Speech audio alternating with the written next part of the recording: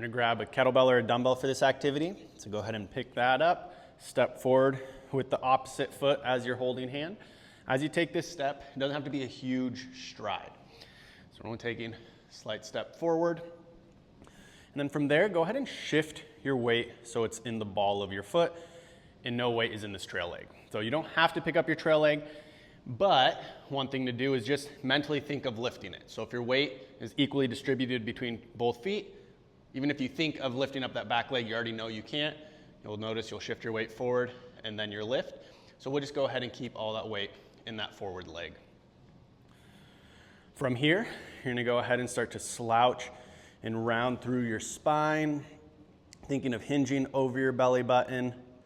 And you're just gonna slowly come down, thinking of placing that weight in front of your forward foot. One thing to take note of is don't compensate through your knee. So your knee is gonna be stationary during this motion. Don't have the goal of reaching the floor, because more than likely what will occur is you're just gonna lunge down and not actually move through your spine. So we're gonna go ahead and slouch, rotate, and then slowly coming down. As you're doing this, keep your cheeks squeezed. So we want to go as far down as you can through your spine. And once you're unable to go any further, now what you're going to do is in that position, you're going to be allowing that trail leg's hip to rotate towards that forward knee. As you rotate towards that forward knee, keep pressure on your big toe knuckle, and on the inside edge of that foot. So don't let that knee go outward as you're rotating towards it. So you'll be coming down into that bottom position.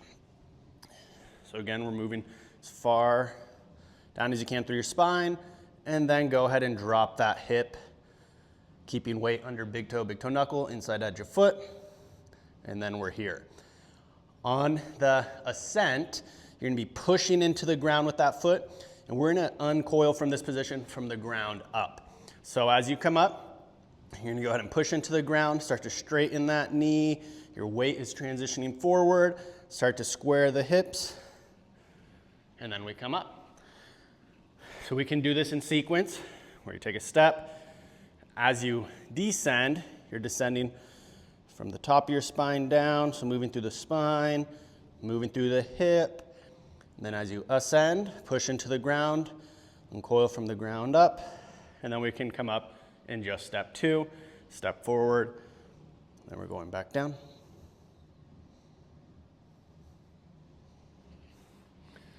As you get more proficient with this stretch, we're gonna start to add some components.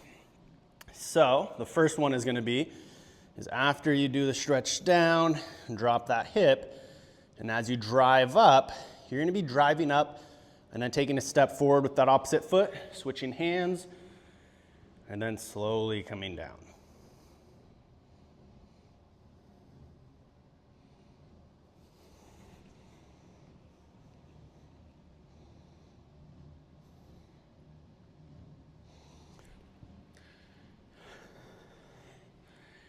Following that, we're gonna add a little bit more of a dynamic component to it. So you'll still start the same, still moving from the top of your spine down, followed by moving through the hip. And then now as you drive into the ground, you're gonna come up, and then you're gonna speed that up a little bit.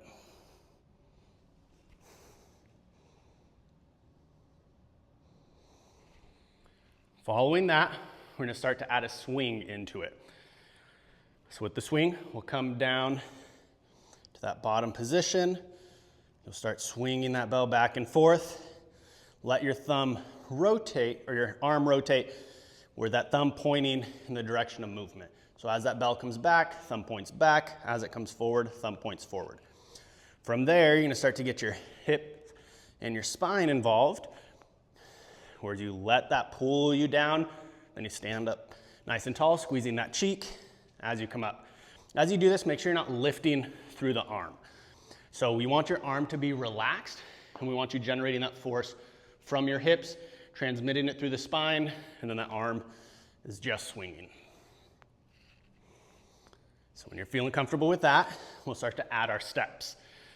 So the first one is we'll just step two, then step back, kind of feeling that motion. And then when you're ready, Then we'll add the second step.